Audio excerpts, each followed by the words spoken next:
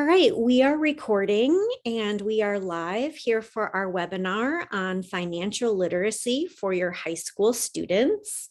It's wonderful for you all to join us. We have some really great guest speakers today. We're going to talk about all of the financial literacy skills that are important for high school students, some things that you all would like for them to know, personal finance skills, money management, and some of those need to know financial concepts.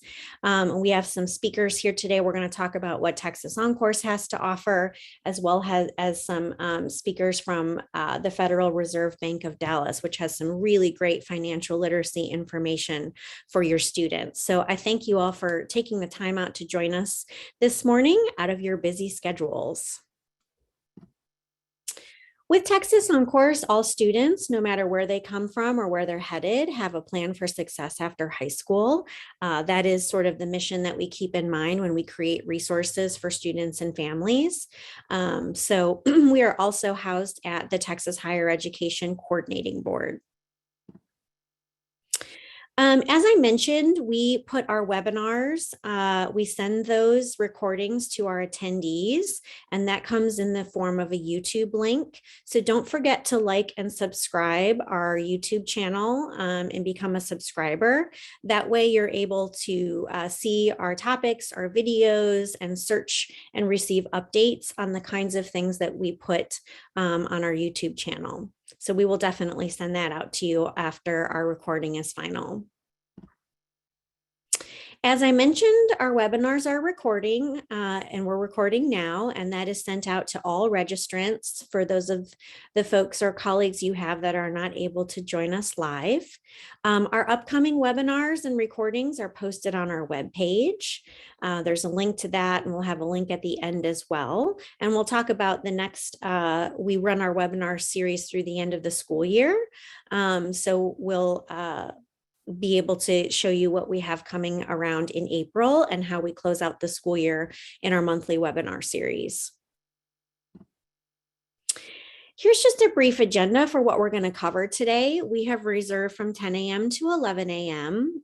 We have some folks joining us. We want to welcome them and let them introduce themselves.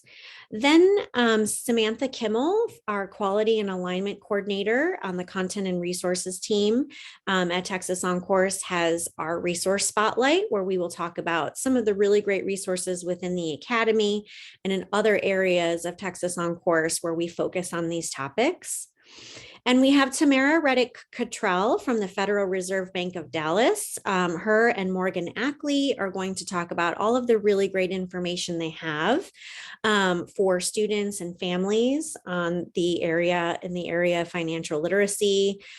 We partner with them and we've worked closely with them throughout the years when we create materials and resources. And then we'll have some time for question and answer and just talk about a few other things at the end before we close out and have a chance to answer any questions from our attendees. And my name is Laura Guggen. I'm Director of Program Implementation at Texas OnCourse. My team works directly with the school districts that are implementing our resources, and we work with all of the other teams at Texas OnCourse. We work directly with K-12 and higher ed educators on the monthly webinar series and all things related to Texas OnCourse. I'm going to turn it over to Samantha Kimmel to introduce herself. Hi, y'all. Yes, Samantha Kimmel here. As Laura mentioned, working with Texas OnCourse, I joined about 2 years ago. Prior to that, was spent about 6 years in the field, managing a college readiness program for middle school and high school students in the Austin Independent School District. And I've been helping to develop and maintain the content and resources we develop here at Texas OnCourse. And in the process this week of transitioning into a bit of a different role within the agency, but super excited to be here and continue the work we do, just providing materials to you all and your students and their families to support college and career advising. So happy to be here. Thank you, Samantha. All right, Tamara.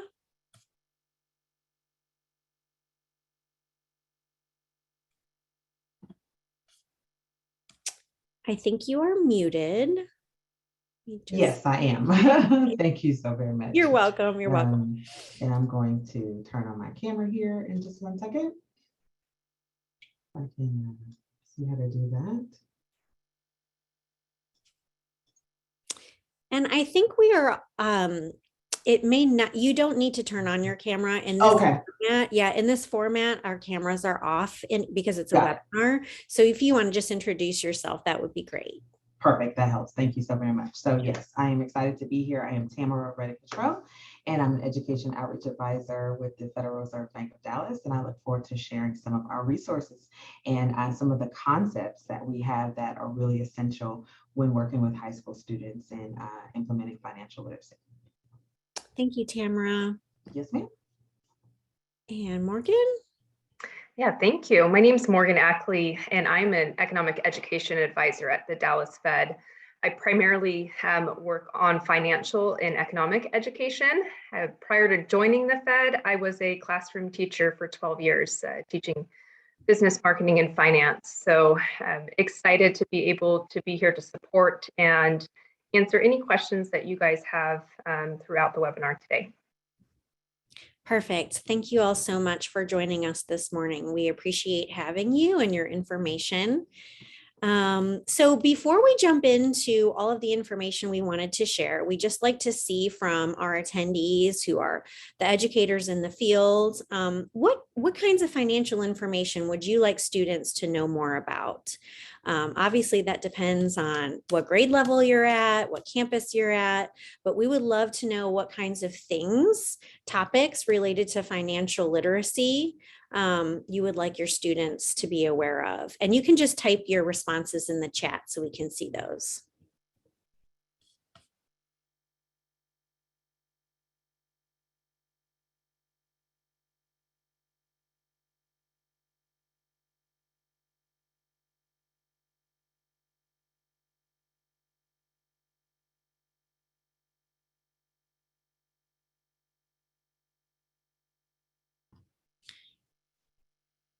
Yeah, so just looking a little bit at some of these topics, I see taxes and credit scores, loans, money management, understanding terms, absolutely. Really, really key things that help, yes, fiscal responsibility, information on student loans, financial freedom, wonderful. Yeah, these are all some really great examples. And I see some folks in here that are teachers and maybe teaching this information right now to students. So good budgeting projects, current cost of living. Maybe we'll talk about some resources.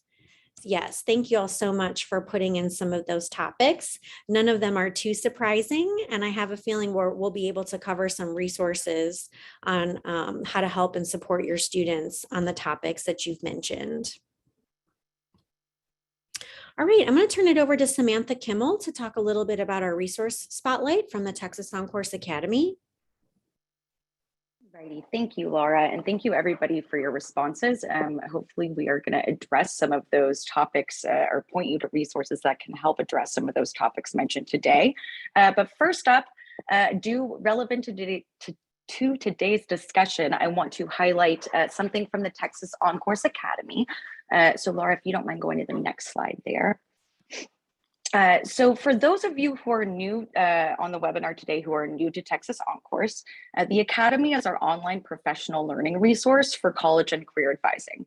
It's completely free for all Texas educators and can help you prepare any student for any post-secondary option. To actually navigate there through our website, you'll just need to click on the educators drop-down menu from the homepage and select Academy. And from there, you can either log in or you'll be prompted to register for your free account. So I do want to call that out. We will make sure to drop a link in the chat if we have not already to make it easy for you to find that. And so today, if you want to mind go to the next slide, Laura. Again, relevant to the topic of Financial literacy, one module we want to highlight, this is a self-paced online learning module that you again can complete, is our college finances module. Whether or not you're familiar to the Academy, we have several other modules that are specific or more specific to financial aid, but this one in particular covers a bit of a broader look at just money management, student loans, and everything that students really need to get just to prepare for managing their finances in college. And I'll dive a little bit more into that in a minute here, but just in case you're not familiar with this module or with the Academy itself and Canvas, from your dashboard menu, you can just click on the financial aid college cost course. This will take you to the course page. And from there, you can click view module to see a complete layout of the table of contents. And that will enable you to either start the course and complete it from start to finish, or just hop around to specific units or module screens that are relevant to your immediate needs. So again, should be dropping a link to there. We'll make sure it gets to you so you can just head directly to the page. But that is what we do want to highlight today. So next slide, if you don't mind. Okay, and so just again, in this module in particular, and another quick note, especially for those of you who might have looked at it previously, we did recently update this with and expand some just knowledge of particularly around loans. So definitely check it out if you haven't taken a look in a while. But overall in this module, we really want to make sure that you have critical knowledge to help your students plan for and learn how to manage their finances while they're pursuing higher education. And so in particular, we dive deep into what actually goes into the cost of college and how to explain those costs to students and their families. We also cover strategies for reviewing financial aid award letters, super important right now as we know they are coming in and will continue to come in throughout the rest of the school year, and just how to and help your students really make sound decisions about paying for their education after high school. And we also look at, again, as mentioned, student loans, not simply just what they are, but covering the available options and practical strategies to help you ensure students really understand the true impact of borrowing money to reach a goal. And in this case, a pretty significant and potentially life-changing goal.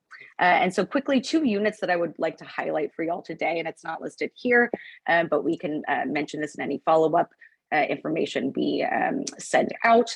Our Unit 3, Student Loan Default Prevention. It's where you're going to find a bulk of our advising content around student loans. And then the other unit is Unit 4, Money Management.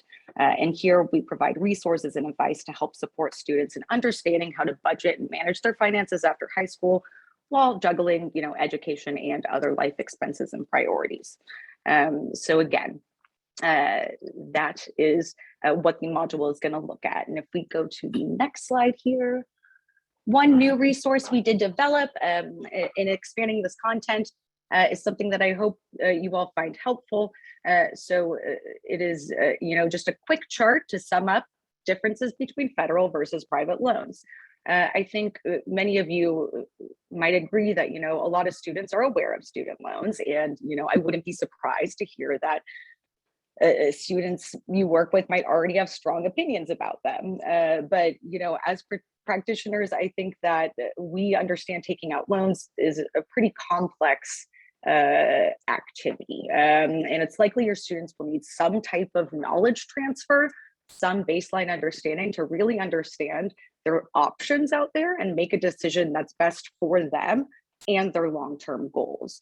And so here, just if you are not super familiar with this topic, can't expect you to know everything, something great to bookmark and just have on hand to explain, these really major differences between federal and private loans, repayment options, loan forgiveness programs, all of that good stuff that students should be considering before they actually accept a loan that is part of a financial aid package. And again, knowing this topic is top of mind right now, leading up to that decision day on May 1st. And if we go to the next slide. And so one other topic, because again, our college finances module is pretty focused on looking at financial literacy as it relates to, a college-bound student, right? Turning the table a bit though, if you've tuned into the past few webinars, you have probably heard us already talk about Tomorrow Ready Texas. But for those of you who haven't, this is a new online tool we developed with the Texas Workforce Commission to support families in helping their students understand and carry out key milestones and actions that are necessary and related to college and career planning. And so the tool has content and resources tailored to 5 different college and career advising areas. And one of those is financial wellness. And our hope here is we really want the families to feel empowered and that they can help their students gain financial literacy and build healthy money habits. And again, this is not specific to students who are on a college-bound path. Instead, we're looking at a lot of those topics that you mentioned that are necessary for any student to get familiar with as they transition into like their post-high school pathway. So information on taxes, and gosh, I should pull up the chat because it was a lot of stuff that you guys mentioned: budgeting, credit scores, loans, all of that good stuff. And so as a heads up, this is a project we are currently preparing to pilot, and we are going to be looking to gather feedback from both families and educators to improve the tool before our full launch. And so the person to reach out to is Ronit Shaham. If you are at all interested in more details on that, I will drop that email address in the chat here in just a second if you want more information. And next slide here. In the meantime, a couple of resources to highlight. We wanted to give you a little sneak peek into some of the materials that we developed for this project. And so this tool does have information and resources tailored to from 8th grade to 12th grade. And we try to differentiate the materials and activities for students and their families that could really meet students where they're at in terms of what they already know and what they should be expected to know based on their age and just needs. These activities can work in complete isolation. Families can choose to just pick and choose what they want and what's applicable to their needs at the moment. Or if they, continue, they do have the option to sort of turn these into a really continuous learning process that again can build upon, topics can build upon one another from 8th to 12th grade. So super excited to share this with everyone. We will make sure all of these links do get dropped in the chat here. But yes, that is it for me today. And I am going to go ahead and turn it over now to our partners at the Federal Reserve Bank. Awesome. Thank you so very much. Again, I am Tamara Reddick-Cottrell, and we are super excited to spend part of the time today going over some financial concepts for high schoolers. We are also excited to share our resources that completely parallel to what was just shared with you, and how in these financial concepts, we have free resources that can help you achieve your goals with your students. Next slide. Sure. Tamara, if you would like to share your screen at this point, if you're able to, we thought we would pause here, and you should be able to if we just want to pause and make sure you can do that. Absolutely. It appears that I am not able to. I can double check, but in the interest of time, if I'm not able to, I am perfectly okay with you going ahead and continuing to do it at this point. Let me double check. Let me see if I can try. Okay. Didn't want to mess it up. Okay, let's see. Are you able to see that? Yes, ma'am. Okay, yay, I did it. Okay, awesome. Thank you so very much for your patience on that.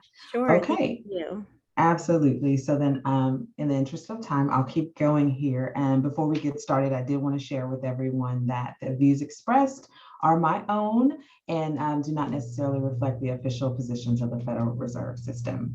So part of what we like to do when we get started is kind of let you know why we're here in the first place. Why the Federal Reserve Bank of Dallas? What does it have to do with what you do as educators and financial education and so forth? So we like to kind of tell you who we are, and then we'll jump right into those financial concepts. We call it Fed 101. So just really quickly, some of you may already know this, but the Federal Reserve Bank System is the central bank of the United States. So it's comprised of the Board of Governors and 12 regional banks. Dallas Fed is one of those regional banks. And we're known collectively as the Federal Open Market Committee. So the system is both regional and national, public and private, and both independent and accountable. So we're kind of both of those things. And our role, as you see there, we have those 4 buckets there to conduct our nation's monetary policy, which you probably hear about a lot, to supervise and things, and then to provide oversight for the nation's payment systems that keep the economy running. And then we also, which is kind of where we sit, promote ways for low-income communities to change their income or wealth through community development and consumer protection. So in thinking about economic education, we really sit on the side where we are focused on providing education for that particular group, specifically majority minority school districts. So you'll see there we're the 11th district. And when we say majority minority school districts, we think about students from low income and low socioeconomic statuses from underrepresented populations. And over the last few years, we've really shifted our focus to serve teachers, counselors, educators that serve these students in the district by providing publications, reports, information, trainings, just resources that are free to those teachers so that we can promote economic mobility and financial stability throughout our district.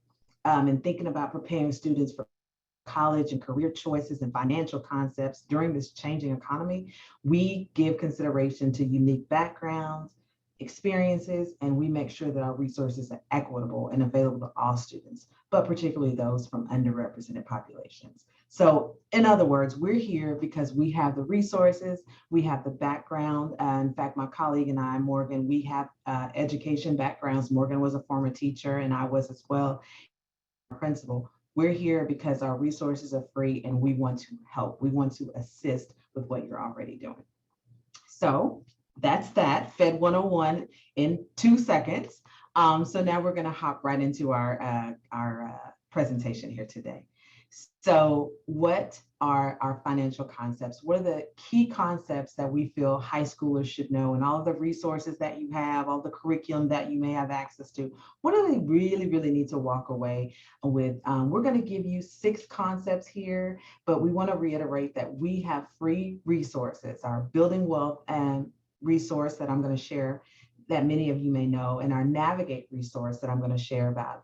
And it includes lessons, teacher guides, handouts, things you can order, things you can print off, all of these things that you can use that will cover these financial key concepts and allow you to go in depth with your students as well, and serve as an accompaniment again to what Texas OnCourse is using as well. So let's dive in. Thinking about why financial concepts, we think about this quote here. It's our job to give our teenagers the tools they need in order to one day become financially stable adults in this electronic driven world, in this COVID-19 world, and all the changes that is happening. Essentially, it's our job to do that. And so we want to help you and give you some tools to do that. Concept 1 then that we've come to believe at the Federal Reserve Bank in economic education is that high schoolers really need to understand budgeting. I saw some of that in the chat. Some of you mentioned that. So we share that we have our Unit 4 in our Navigate publication, which is our college and career publication, where we have tools in there where students can actually practice a budget. They can actually create one, and we teach them how you make a budget by writing down your income, recording the money, and then going back and forth to talk about what you want to save to create that budget, but really categorizing your expenses. You'll see there that we suggest that you set short-term and long-term financial goals. And we give information on how to set those financial goals by being realistic, establishing time frames, and being flexible. As we all know, goals can change, right? But those 4 things there that we recommend teaching students is to set those goals and to categorize and track your spending. That's really important when you're making a goal. And then understanding your income and financial position. Obviously, you know, I can't buy a Porsche if I only have this amount of money in my bank account. So really teaching students to understand how much money they actually have or what their income is, and then sticking to that budget. That's another skill set of about discipline and really being able to do that. So again, and this all will be available to you, but we reference our Unit 4 in our college Navigate publication, and also our Building Wealth publication, which is about financial capability, lesson 2, setting financial goals. So that's concept 1. The second concept is investing. And this is one of my favorite concepts because it feels like I personally, as an adult, can continue to learn about this.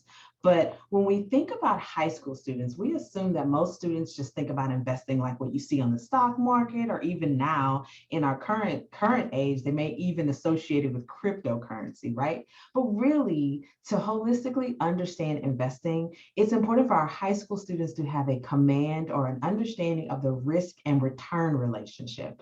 What does it mean if I do this versus what's my return on that investment? Really making sure that they understand that no matter how big or how small the investment is. And the whole toolkit, the whole range of toolkits that you can use when investing. Lower risks like bonds, or those interest earning savings account. You see that at the bottom of the pyramid there.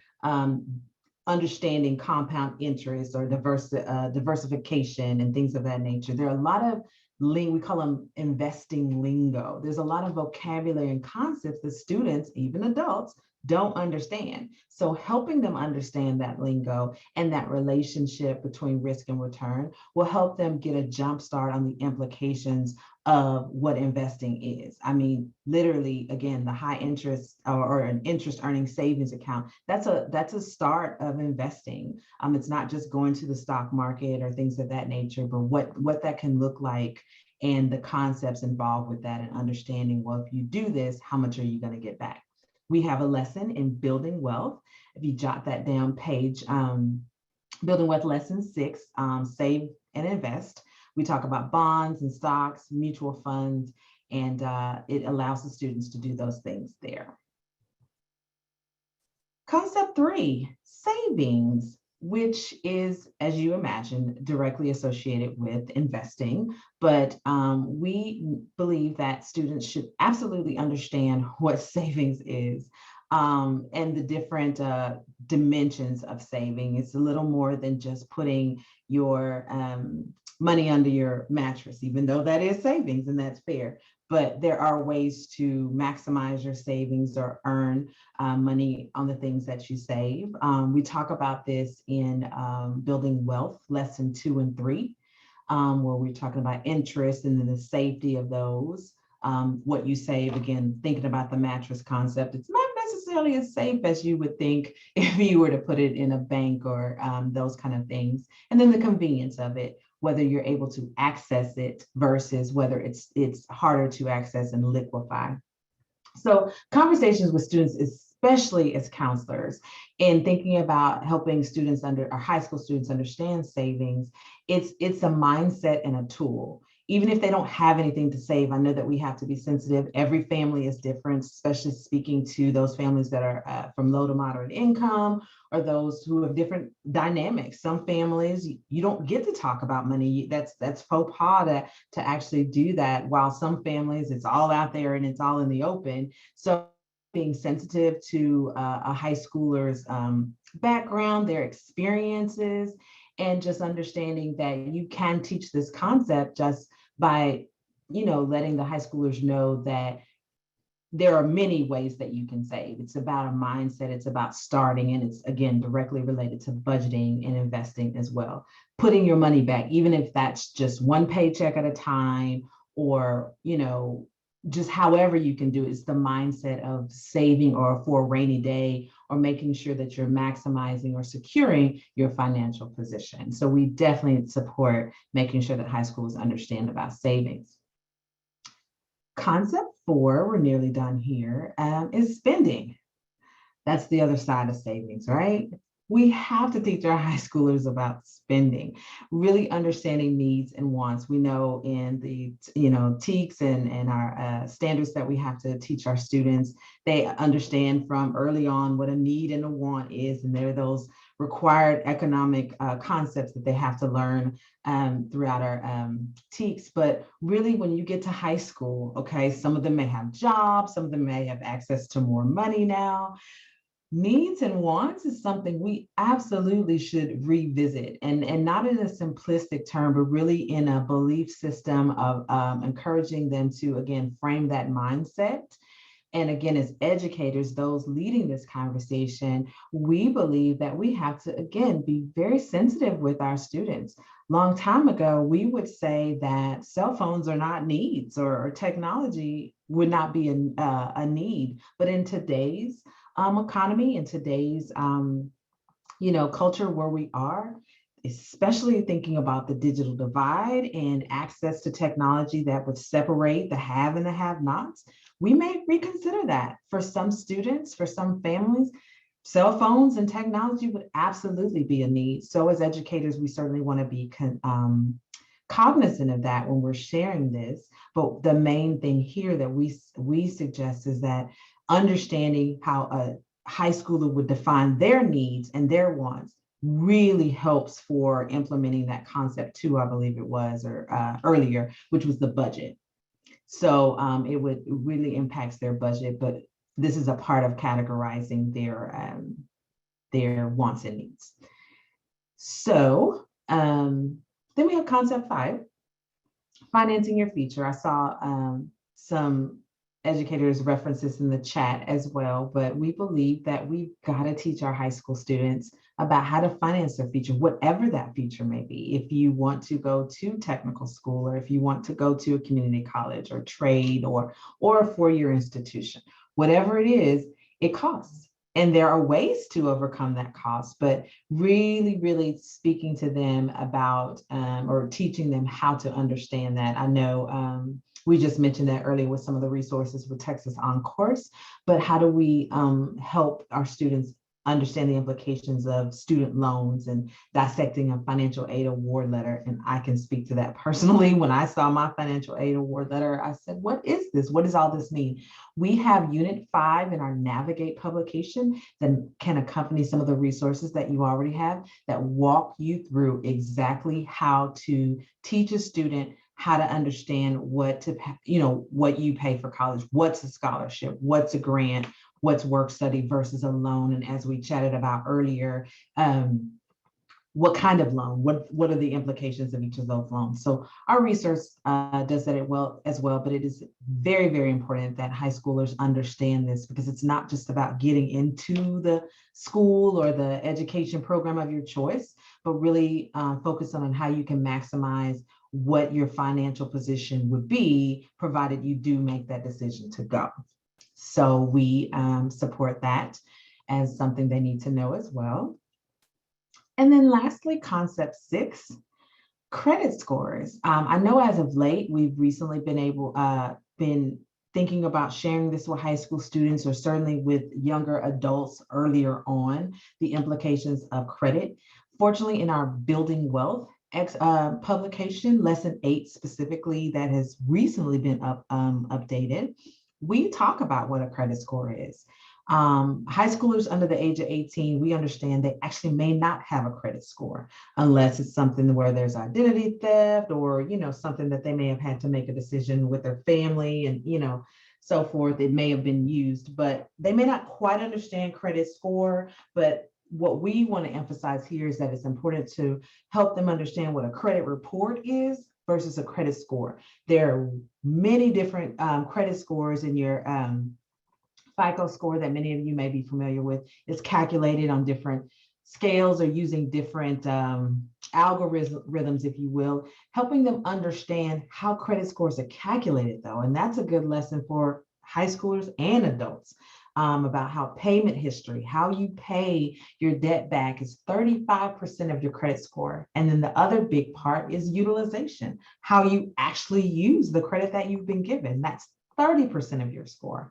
So it's never too late but it's always good to start early with helping students understand and protecting their credit score. What are different ways that you can do that as associated with identity theft protection and involving the parents in this? Again, this is a lesson for us all at the Federal Reserve Bank of Dallas, certainly in the Economic Education Department. We really do want to make sure that we are bridging the gap between families and holistically approaching how we share our resources so that we can teach everybody in the 11th district, including those that suffer from generational wealth gaps. So this would be essentially a cause of something like that. And we think that this is something you can share with the adults and the parents as well. Just again, this is in our Building Wealth Lesson 8, but that's one of our last concepts that we believe we need to share with students. So with that in mind, then I wanted to just really quickly go through our resources specifically. Again, some of you may be aware of it, but we have our Building Wealth publication. That's what I was just referencing. This is our hands down, need to know everything about financial literacy, even though it was written for middle schoolers and some of high school. So many people use this resource. It's applicable to so many different age. And we also have an e-learning tool now that we are happy to work with you. It's free. Again, all of these resources are free to use. We use our platform where it's set up like a class. So anything that you could get in the physical publication, you can also access now online in like a classroom setting, online course. More specifically, it's self-paced lessons, assessments. You can progress monitor it as the educator. You can track their completion of it, and it's automated so that we can actually cater it to you with what reports you need, what automated reports or emails you need set up. And you'll see there in the graphic here that it's sequential, and they get assessments at the end of each of those modules, if you will. And while we don't necessarily have time for a demo per se, this is just an example here, a sample module where you'll see here that you can, it's self-paced and that you can go back and forth. The little icons here, you're able to click on these and it gives you definitions. So there is some accessibility functions here. And it exactly what you would get in the publication is what you would see in an online class here. So we have access to that. It's live and we are able to work with you one-on-one or in a consultation capacity to get this set up for you if that's something you decide that you want to use. Again, in accompaniment with any of the other resources you have. And then our second resource is Navigate. You heard me reference Navigate here. This is the Exploring Colleges and Careers. When we think of Navigate, we think of that same concept, is that preparing students for life after high school is a key component of their learning and process. So going back to us, and this is our job to do this, it's important to be able to have give access to students and to this concept. So we created Navigate, and we're in the process of updating Navigate this year as well. Just so you know, though, I'll share a little bit about what Navigate looks like. There are 6 units in Navigate, all of those that you see there that have applicable concepts to what we just talked about earlier. My favorite is How Do I Get In? But just to give you an idea of what the units are comprised of, each unit has like examples of career paths, different content and things for students or the educators to think about, and each of the units have different objectives that they're to cover. I'll reiterate that there are teachers' guides, slide decks, and content online that you can print off that go with this. There are opportunities for students to think and build skills. There's graphic organizers already built into the curriculum. This one, for example, understanding what human capital is, and planning it out. So the idea is that when they complete Navigate, they have a guide to navigate their college and career plans with different tools like this. We also feature and kind of help with how to categorize what they'd like to do, what path they'd like to take. We have them look at career categories and then think of the jobs that they could have underneath each of those, like architecture, you could be a drafter or surveyor, if that's the category you'd like to be in.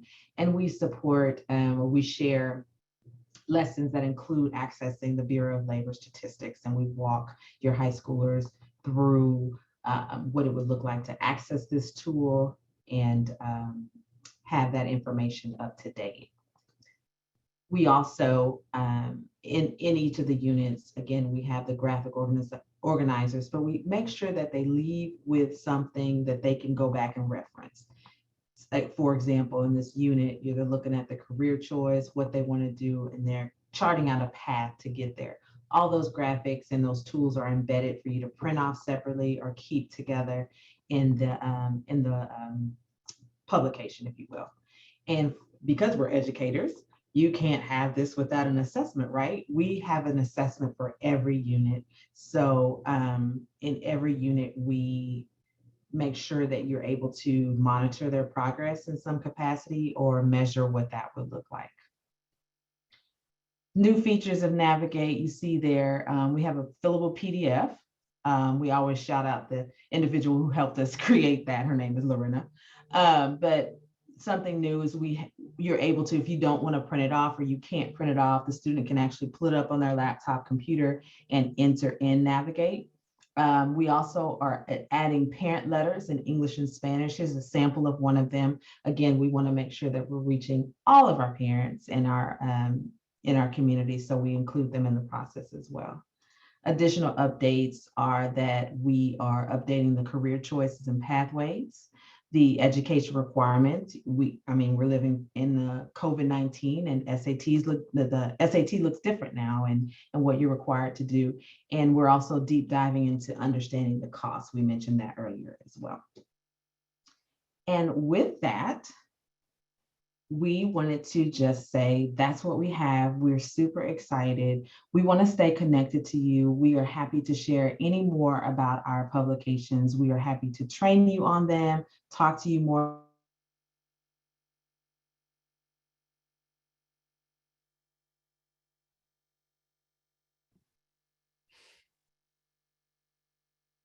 Tamara, if you're still talking, I think we lost a little bit of your audio, but we were wrapping up anyway. So I don't mean to interrupt you, but I know I can't hear you anymore.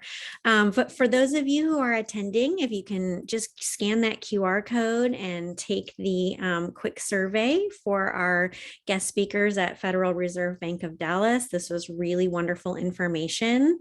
I can take back over the screen share, Tamara, if you can hear me. Wonderful. We just have a few things that we will finish up with. Wonderful. So we have a few minutes left before we close out, where we'll also get to our question and answer. But just to take a minute here, if you can let us know what are some of, we'll go back to the QR code.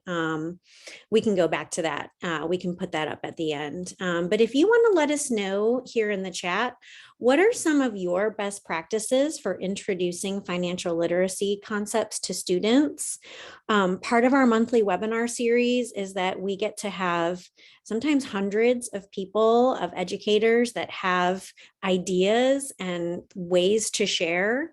So if you have some things that you do in the classroom, oh, thank you, Morgan. She added the direct link to that QR code. And so that's there in the chat.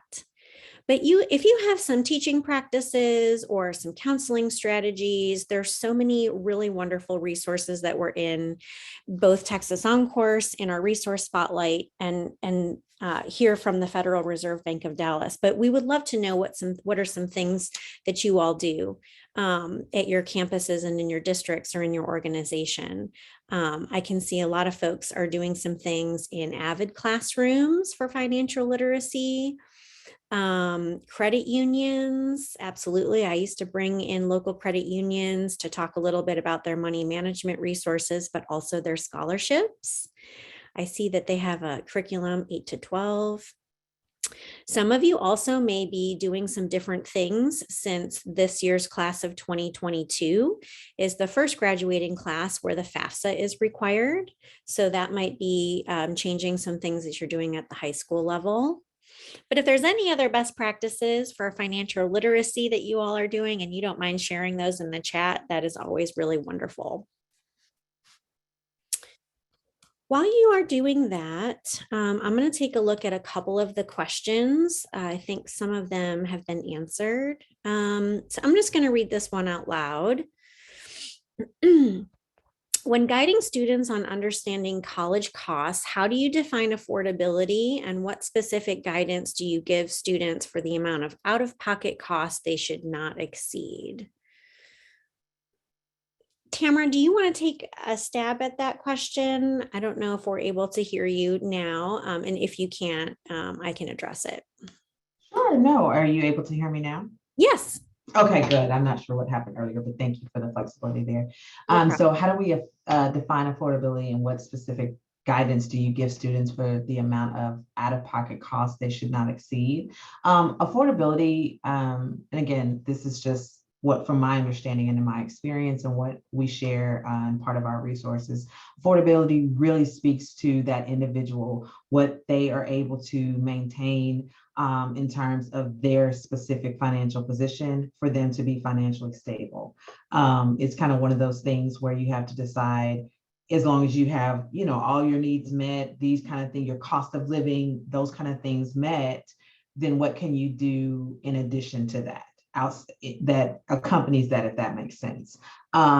What specific guidance do you give students for the amount of out-of-pocket costs they should not exceed? It really is, again, based on that budget, based on looking at what their income is versus their expenses and what percentage that relatively they don't want to fall out of, or we call it like a debt to income ratio, if you will. What's that ratio and how do we keep that ratio the smallest, if that makes sense? And I would also add to that, Tamara, if you're talking to, if you're doing financial aid on college costs, there's usually a lot of conversation around the expected family contribution. When, you know, students, I can see some folks are doing one-on-one FAFSA completion and meetings with counselors. And so those financial, we have some resources within our academy on understanding some of those financial aid packages from universities and reviewing those with students and families to be able to sort of compare what out-of-pocket costs are going to be, what some of those loan resources that Samantha Kimmel shared. I think those are all part of the conversation around, you know, affordability and expected family contribution on the FAFSA, what is in that whole financial aid package. So it's really kind of a comprehensive review of college costs. So I hope that helps answer that first question we have in the Q&A box. And I see also lots of folks are teaching Money Matters, accounting, 12th grade financial literacy is embedded within some of those economics TEKS and the social studies TEKS. And so lots of great information on what's happening in schools on some of these concepts. So that's wonderful. Thank you all for sharing. I would say at this time as well, if you want to, we have a few minutes left. If you have additional questions and you want to ask those in the chat, you may do so, and we will keep track of those. And there was another question as well. So when we send out the recording, we typically try to send the resources and the links that we have in the chat so we can send that. And just a couple of announcements from our staff. Our next monthly webinar is in April. These are on the, this will be April 12th, 2022 at 10 a.m. And you can register. We have a webinars tab on our website under educators. And so we're going to talk about advising unique groups of students, talking a little bit about your special education population, students that are highly mobile, students that have unique needs. We'll talk about that in April, so you can feel free to register for that as well. Once again, don't forget to tap into our YouTube page. That is how we will send you the recording link. And so you can see our webinars and as well as other videos that we have that are embedded in the Academy and resources on our YouTube channel. And I see in the chat also, Morgan, thank you for sharing a link for your posters on financial literacy. That's a wonderful resource. We covered some really, really wonderful information. So stay tuned for our email follow-up with all of this info. We really appreciate your time this morning. For those of you joining us live, we really hope it was a valuable part of your morning. If there's any other questions, we'll all stay on for a couple more minutes. Great resources in there. Thank y'all so much. Join us in April and stay tuned for our email. And we'll be here if there's any further questions. Thank you all and have a great rest of your day.